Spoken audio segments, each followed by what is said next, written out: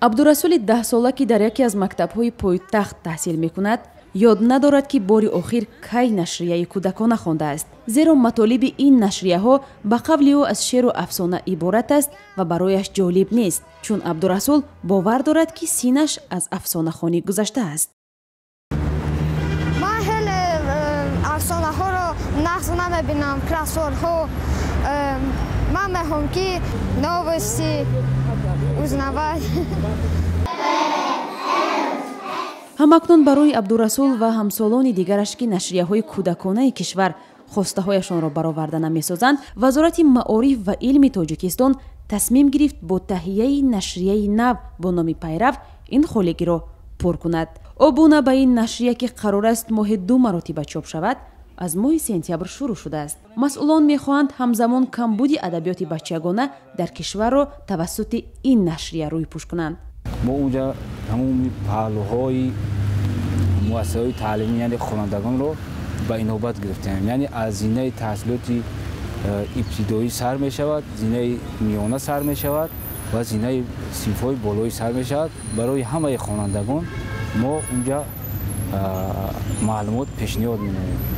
феълан дар Тоҷикистон 26 номгӯи нашрияҳои кӯдакона чоп мешавад ки тибқи омори расмӣ моҳе куллан ҳудуди 30 000 нусха ба чоп мерасанд. Анбоз, Истиқбол, Чашма, Офтобак ва Зангула аз маъмултарини онҳо ба шумор меравад. аммо ба назар чунин мерасад ки ҳоло дар кишвар ҳамаи нашрияҳои кӯдакона сифати хуб надоранд ва ҳам ба камбуди мутахассисони ҳирфаӣ рӯбарӯ ҳастанд. факултаҳои журналистикаи мо барои нашрияҳои кӯдакона кадр тайёр намекунад. ҳатто ба наздикӣ дар иттифоқи нависандагони Тоҷикистон шӯъбаи адабиёти кӯдаконӣ барҳам доданд. дар дигар мамлакатҳо агар ҳама корашонро барои кӯдаконашон кунанд, дар мо ҳамон чизе ки як чизе ки шояд як умедворӣ буду дилгармкунанда буд, ҳамонам аз байн бурданд.